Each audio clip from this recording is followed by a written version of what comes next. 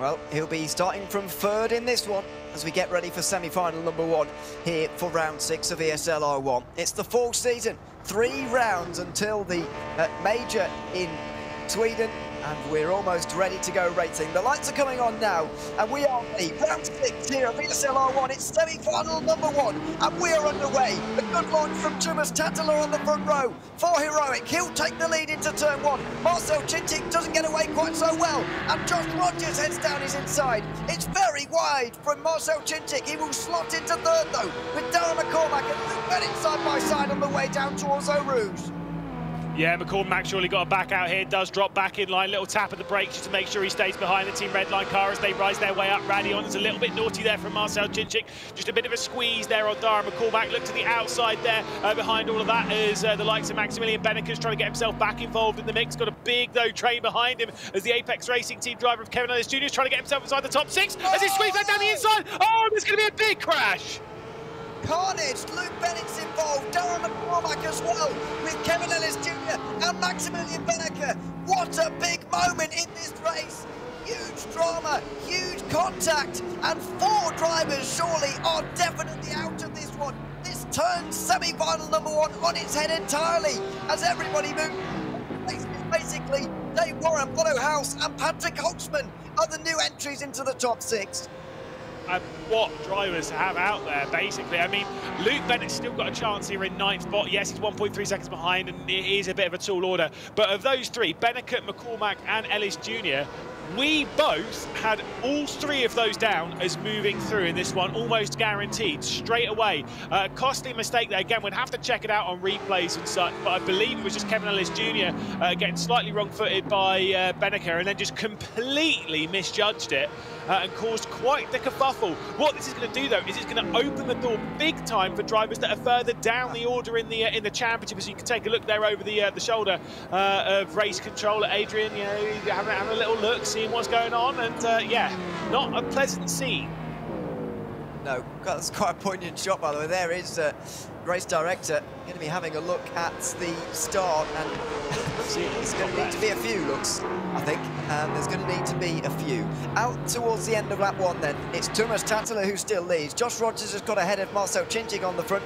Dane Warren inside the top 6 now, so is Bono House and Patrick Holtzman. Lustig Sorensen and Elvis Rankin are the ones trying to get into that top 6, with Luke Bennett in 9th place, just hanging off the back. And as you say, those 3 at the bottom are surely confirmed out of this race and out of the semi-final stage. What a big 3 drivers to have knocked out as well. We've seen so much trouble, and we're on lap 2 of the evening. You got to say though, you know, feel bad for drivers like Darren McCormack, who was just in the middle of it. You know, there was nothing that McCormack could do. Yes, you know, you could say Benneker also in that same sort of vein, but Benneker, you know, was in the real fight with Ellis Jr. there, so, you know, there was that. McCormack was just driving his line. More contact as we see between Sorensen and Holtzman. Sorensen's trying to get himself inside the top 6 and certainly does so. Bish Bash Bosch and the Fury car's working its way through for the 2nd consecutive week. Through goes Lasse Sorensen, and Patrick Holtzman looks to reply but can't quite. Elvis Rankin stays 8th for the moment and looks for a way through of his own as they go downhill. The right-hander of Rivage now through No Name corner, and just avoiding that gravel on the outside line. Just clip it ever so slightly as you make your way down towards Q1 as well. This battle has slightly allowed the top 5 to get away, I think it's fair to say. Lasse Sorensen getting through has just slowed everybody down, and the top 5 are looking a bit better out front now. Yeah, certainly so. We'll take a replay in a second, by the way, and we'll try and piece together everything that happened up towards Lake Com. See this, keep your eye on. So there's a bit of a squeeze there from Benneker, then Ellis Jr. comes straight back over. You need to see that basically on board from Ellis Jr., to be perfectly honest, because he was getting squeezed a little bit by Benneker and then just tried sending it straight back down the inside, but the car wasn't under control. Well, the question for me is whether Kevin Ellis Jr. was trying to go for a gap that was, you know, always going to see him on the grass, or was he pushed there by Max Benneker? That is the key moment for me, because I think it's clear to see that the thing that starts it all is Ellis Jr. being on the grass and then out of control and then sort of skittling into everybody like he's in a bowling alley. And unfortunately, it's taken out 4 drivers, including himself there. The question for me is whether he was pushed there or whether he went there voluntarily on his own. Yeah, big time. And yeah, again, that's... thankfully, you're not for us to decide. We get to sit back and and accept that that's someone else's responsibility, not ours, because I do not want to be making that call. But either way, I mean, regardless of who you think's to blame in that one, whether it's Beneker or Ellis Jr., I mean, the pair of them are down in 10th and 12th. And Beneker's already got a penalty looming over his head, which he'll deal with next week. Courtesy of an issue in the knockout phase, so it's not looking so great. Fastest lap of the race has gone the way of Lasse Sorensen, then, who finds himself inside the top 6. Joshua Rogers closing in for the race lead once again. Here we go. Thomas Tattler stays through the middle, gives Rogers the option of the inside or the outside, and the Australian goes outside. They make wheel-to-wheel contact on the way towards Lecombe.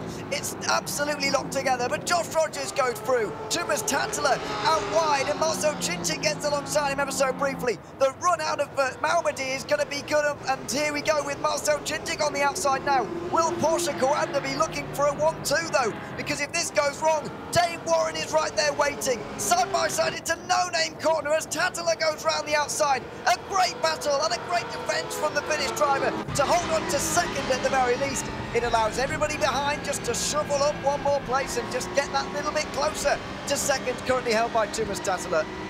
And Joshua Rogers then stepping himself closer to getting another race victory, moving himself further ahead when it comes to most race wins. Defensive line being taken there from Dane Warren. Bonner House all over the rear end of him, looking for his second final of the year. Bonner did have one a couple of rounds ago at round 4 of the championship. He ended up finishing in 8th position on that day. Obviously would like to get another one onto the board as the lone driver for the Mercedes team at the moment. Got to be said though, Thomas Tattler and Josh Rogers making contact on a straight into Lecombe. That is, what, the 4th time this race we've seen drivers making contact on the straight bit going into that corner? That is unacceptable at this level. It's bizarre is what it is, in my opinion, but yeah, it's something you don't want to see at all on the way in towards that complex corner, or indeed any complex of corners, to be fair.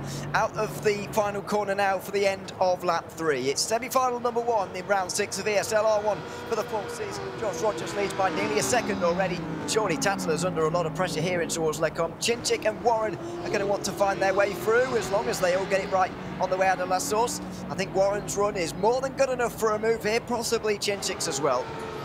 Yeah, but Warren's got to be careful going into T1. That's exactly where Beneker had the issue yesterday, and it's exactly where Dane Warren had the issue in the very first race of ESL R1. He misjudged his braking zone going into La Source and absolutely clouted the rear end of the car ahead. Cannot afford to do that right now. Warren genuinely is one of the fastest drivers here, could be up for a race victory as Marcel Cincic will get his way to the inside. They fight their way up towards Lecombe, side by side between Sorensen and House as well behind. Side by side between Cincic and Tattler for second position. Cincic's got all the way around the outside of the first part of Lecombe, around Malmedy. Dane Warren goes for a gap that's barely there, and there's contact between Tattler and Warren. Well, Warren tried to follow Marcel Cincic through there, but it wasn't going to happen, and very nearly threw it all away in the process. Couldn't quite do it in the end, though, and Tattler will at least hold on to 3rd, and Marcel Cincic is through into 2nd position. Now Dane Warren's got the run, even towards Puon. Dane Warren was actually under pressure in towards Pivpath on the last lap, by the way, from Bono House, so it can happen anywhere at this circuit. It's not all about Lecombe and the chicane at the end of the lap. You can get a good run down the hill here and have a go, and that's what Dane Warren is going to do, maybe. On the other side of the equation now, he dives it down the inside into the right-hander. They'll remain side by side because it will switch to Tattler's corner through the second part, but Dane Warren hangs it round the outside and he's up to 3rd place. What a move! What an honestly, I thought that was a crash. I was on the I was wincing looking at the screen. I thought Warren was about to clean out Thomas Tattler there. Not on. Brilliant driving between the pair of them. It's so hard to leave room and keep a good race in line for there. So kudos to both Warren and to Tattler. But Tattler's looking like he's feeling the pressure right now. There's definitely not going to be a race victory on the hands for him. But look at Sorensen, look at House, look at Patrick Holtzman as well involved. Sorensen with the fastest lap of the race is looking to get his way further up the order. Again, all these positions, whilst they're inside the top 6, whilst they're moving through the competition, but they are all for some very valuable points which drivers like Lasse Sorensen desperately need. They are below the cut line at the moment. Days like this can turn that around. And to be fair, Thomas Tantala's not exactly safe in terms of making it to the major yet. We know how close he got last time around in the spring. He will want a non-repeat of that, let's say, over the course of the fall season. So it's important for all of these guys. Tantala, Sorensen, House, Holtzman, Rankin, they're all on that bubble, if you like, and they all want to make it to the final as well as get the points that you can from semi-final number 1. 3 laps to go, including the one that we've just begun. It's Dane Warren who's going to have to defend here because Thomas Tantala has stopped going backwards, stopped defending. All of a sudden, he's going forwards. It's late on the brakes, though, from Warren, and he stood up the plate through Lecombe. He holds it round the outside through the first spot, and he will hold on to third place for the moment. But he's now the cork in the bottle. He hasn't been able to get away quite as successfully as the likes of Rogers and Chinchik before him.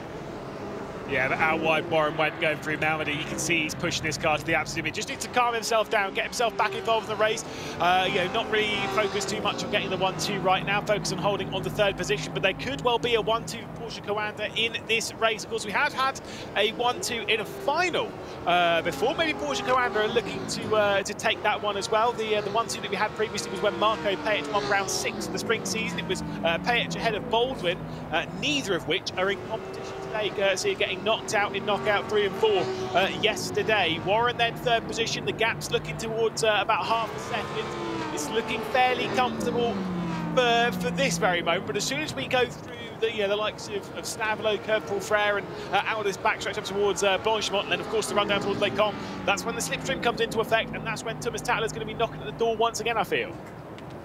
Yeah, who knows what's going to happen here, because you've got to be looking at those like Patrick Holtzman as well. He surely is not going to just lie down and take this seventh place either. It's going to feel like second because he's not quite going to make it to the final. Top 6 progress, of course, to the final that is coming up a little bit later on here this evening, because we've had semi-final number 2 as well. Tantala goes wide into the bus stop. Lasse Sorensen got very close there, almost too close. It allowed him to, or prevented him, I should say, from getting the run onto the front straight here. He's going to have to wait for Lecombe once again, but Thomas Tantala is under pressure here, so much so that you'd expect him to maybe even be worried about not finishing inside the top 6, even though he is 4th right now. What a race we're seeing so far in semi-final number 1 here for ESL R1. Thomas Tantala once again is going to be on the defensive. It's now time for Lasse Sorensen to try and find his way through.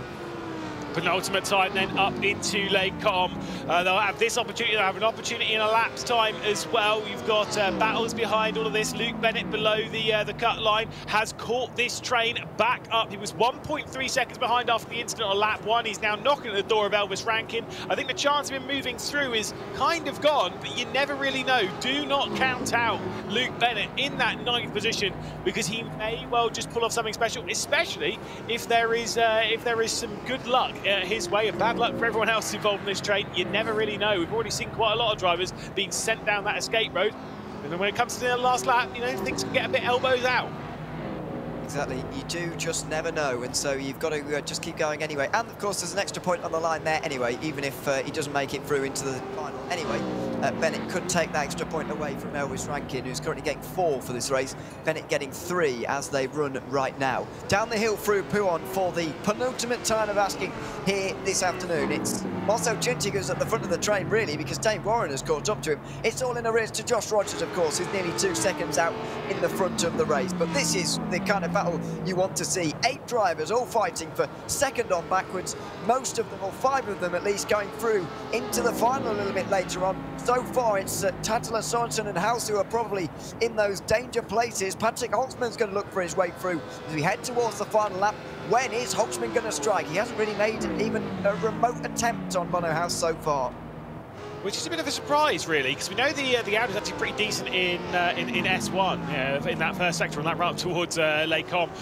Really, there could be the attempt of a move down into the first corner, because the Merc's not super great on traction coming off of the bus stop, but it's such a short straight, this one. You know, it's only what 300-400 meters, something like in that margin. It's not a very long straight, so you can't really send any down the inside going into the first corner. So it's looking like it's a bit tricky. Holtzman doesn't really have the options. The slipstream's being gifted out between the grouping, and now our focus is on the battle for second. Ewan, could it be a Porsche Coanda 1-2? Dane Warren thinks so.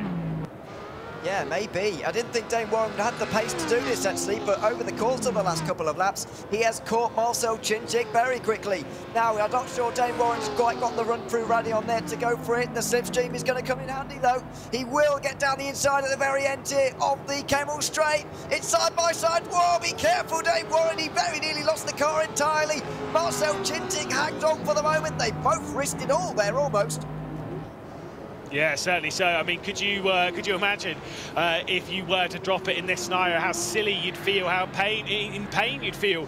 Obviously, you know, not going through to a final when the position was fairly secure, just trying to go after a little bit of extra glory, and obviously those really important points when it comes to the championship. I mean, he'd be closing up in the team championship, looking to try and grab second position in the team's championship, but stealing some extra points away from RHE could well be important. You never know, never count out Porsche Coanda, but right now things are looking very strong, you know, for Marcel Chinchik. One final opportunity for him to defend down at the bus stop. I get the feeling he might well be able to hang on. Yeah, I think he'll be able to do that. Josh Rogers certainly will. 2.5 seconds in front. What about Patrick Holtzman? Will he be able to get through on Bono House here? I'm not entirely sure. It's going to be very, very close for 6th place, but I think that the positions we're seeing at the moment are going to be the ones that we see at the end of semi-final number 1 as well. 7 laps of breathless racing here at Spa-Francorchamps for round 6 of ESL R1, but it looks like these are the positions they're going to end in. There is Joshua Rogers on his way to his 22nd win in ESL R1 history, and half of which have come at this very venue. His 11th victory at Spa, on its way right now, out of the final couple of corners for Joshua Rogers. He is going to be semi-final number 1 race winner, and he's going to be on for the clean sweep here this afternoon. Round 6, semi-final number 1 goes to Josh Rogers, and the top 6 behind him remains the same as well. A dominant drive again from Joshua Rogers, who wins here at Spa.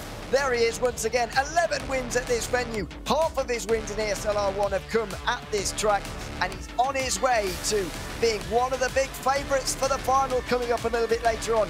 Everybody else is going to have to watch out, because Josh Rogers is on top form once again, and do we ever expect anything less?